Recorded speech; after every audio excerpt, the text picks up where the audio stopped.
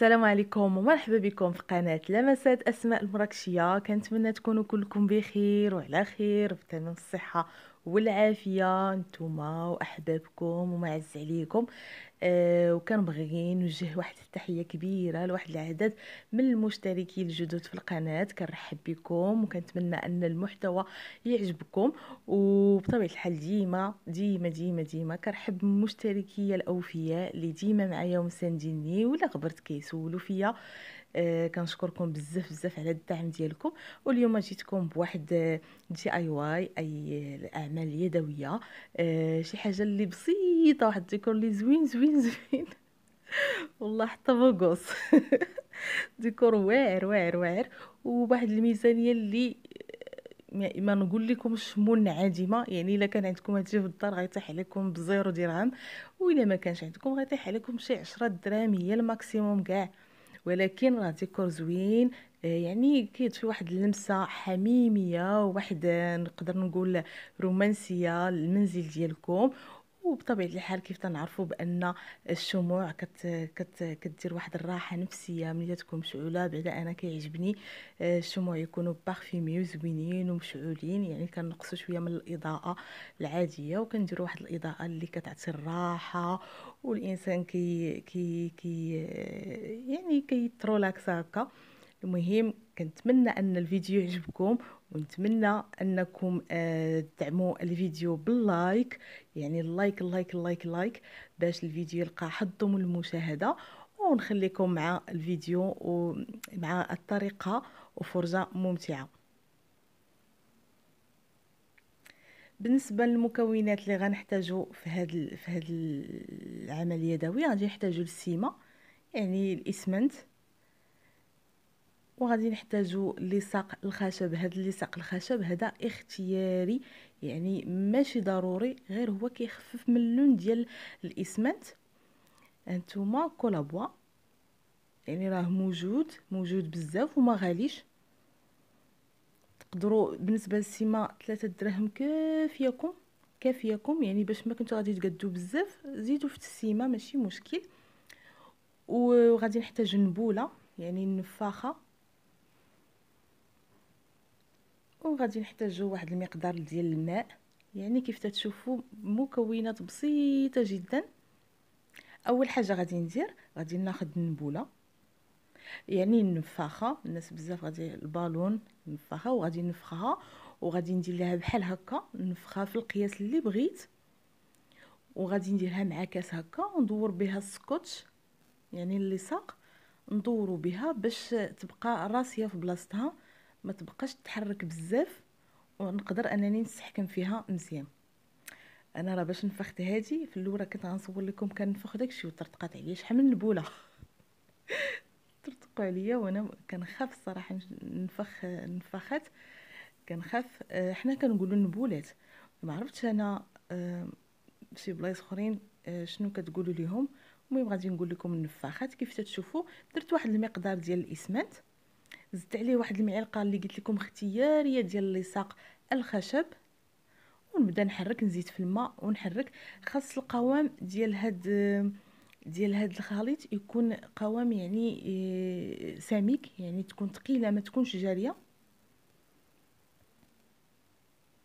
باش نقدروا اننا نتحكموا فيها. هنا انا راه زدت شويه الماء زايد، غادي نعاود نزيد الاسمنت. خاص يكون عندنا الخليط يعني منين نبغيو نخدموا به بيدينا يكون مطاوع، ما يكونش تيتقطر او انه جاري بزاف. هانتوما شوفوا كي غيكون، يعني يكون بحال شكل نبقاو ديما في مجال الطبخ يكون بحال شكل شي كريم بيان مونطي بحال هكاك. هانتوما كيف تتشوفوا يعني نبقى نحرك حتى نوصل للقوام اللي بغيت. وكنصحكم انكم ديروا سواء يعني جورنال اي جرائد في المكان اللي غادي تخدموا فيه. هانتوما كيف تتشوفوا القوام لا تكستور ديالو. ونبقى كيف تتشوفوا هنا بانوا لي شي حبيبات ديال الاسمنت باقيين في ما باقي هكا مفرزين معزولين. نشدهم ونبقى نتكي عليهم هكا بالمعلقه باش يكون عندي الخليط يعني ملس.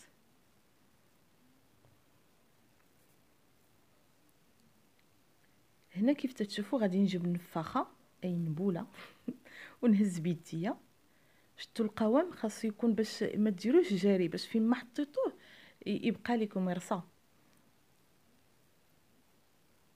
هنا كيف تتشوفوا اهم حاجه في هذا يعني في هذا الديكور هو انه هذوك الحواف الاخرانيين كيف تتشوفوا يكونوا عشوائيين، يعني ماشي ديروا ما تجيبوهمش يكون خط مستوي هكا، لا خصهم يكونوا عشوائيين باش ما كان ديك العشوائيه باش ما كتعطي واحد اللمسه اللي تتجي زوينه بزاف. نتوما كيف تتشوفوا يعني كنحاول انا تنجي حتى في الاسفل ديال بالونه اي نفاخه اي نبوله وكنحاول انني ندير واحد التدرج باش يجيني الشكل. هنا شويه زربت الفيديو. المهم نتوما كيف تتشوفوا تتبقاو تنزلوا.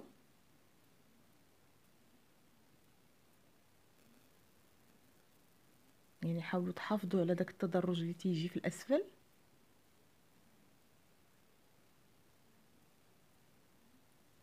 وباش ما كان القوام ديال هاد الخليط يعني متماسك مزيان، باش ما فين ما حطيتو الاسمنت كيبقى يعني شاد في بلاصتو. هنا من بعد ما كملتها تنحاول انني ندير الفائض ونقد لها الشكل ديالها من الفوق. اللي نوصيكم به هو انه الحواف ما ديرهمش رقاق، يعني يكونوا شويه غلاظ، يعني تكون الطبقه سميكه شويه باش ما يتهرسش ليكم.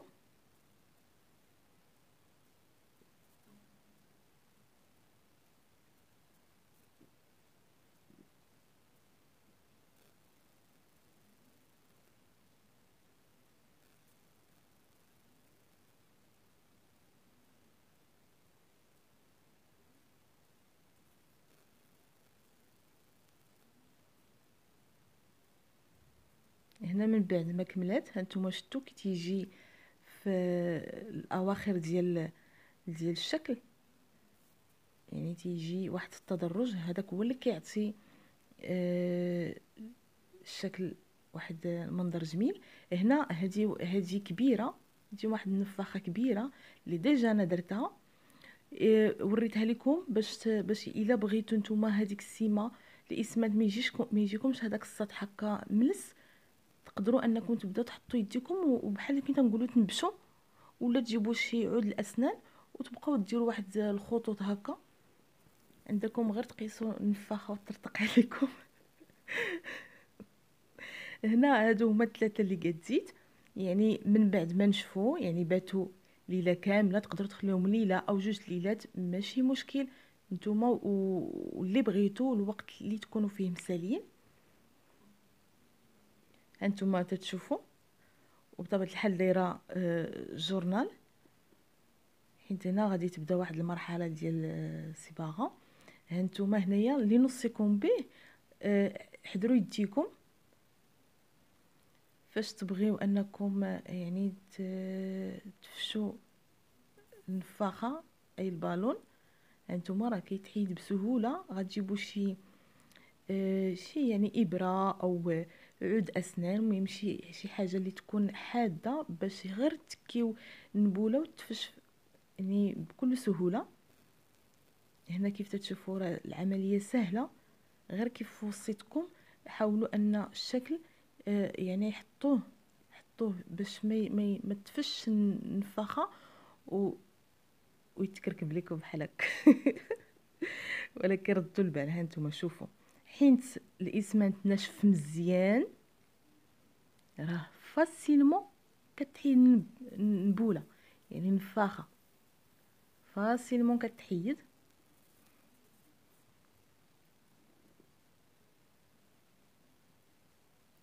هانتوما كيف تتشوفوا انا خليتها في ما نحيدها بيديا هكا يعني بكل سهوله نعاونها تحيد فاسيلمون، ولكن خليتها باش تشوفوا. هانتوما كتحيد.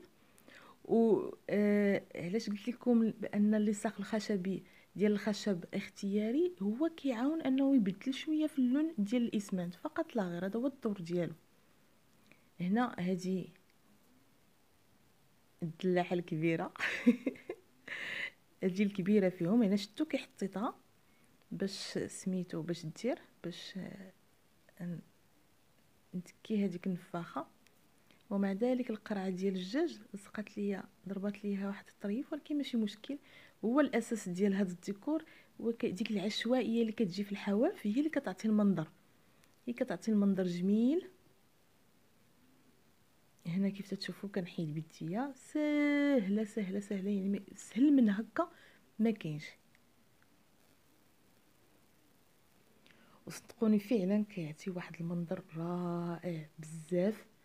والديكور اللي شافوه تيتصحاب ليه ما عرفت باش مقاد ولا كيفاش مقاد، وراه مقاد بشي حوايج اللي تقريبا لا شيء، يعني لا شيء. شنو هي 3 دراهم ديال الاسمنت؟ والو والو، يعني شي حاجه اللي بسيطه بسيطه بسيطه. تقدروا كيف قلت لكم تستغناو على لصق ديال الخشب، يعني انا خليت لكم الاختيار. وحتى داك اللي سقط الخشب راه ما غاليش،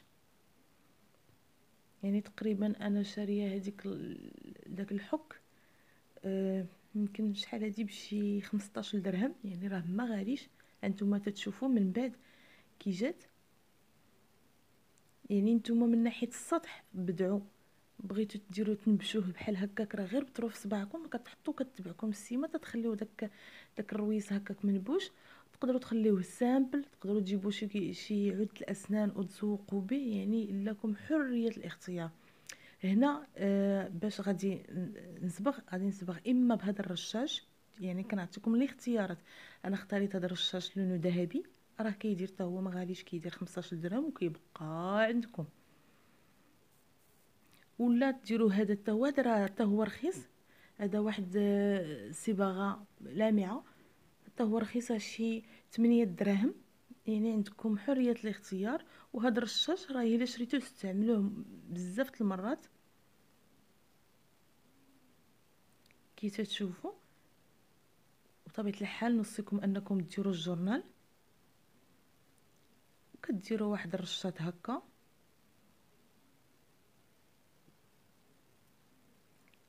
نتوما حيت انا كنصور الا بعدتي يديا كتجي واحد الصوره كتضبب ما كتبانش واضحه، داكشي علاش قربت يديا. ولكن نتوما حاولوا انكم تبعدوا يديكم شويه على البلاصه اللي بغيتو تصبغوا. هانتوما كيف تتشوفوا كيجي غزال المنظر، يعني شي حاجه بسيطه، تعطي واحد الرونق زوين زوين بزاف. وهذا اللون الذهبي كيتواتى بزاف مع هذا، تيتواتى معاه الذهبي والبرونز حتى هو كيجي معاه زوين بزاف. كيف تتشوفوا راه عمليه سهله وبسيطه.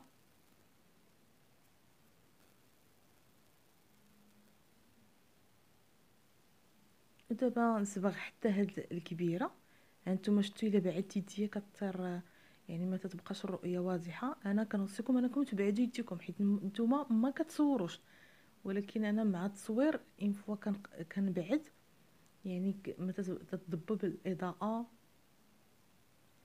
هنا هذوك دوك السنينات اللي خارجين في اللور كيشدوا ليا في الليغو.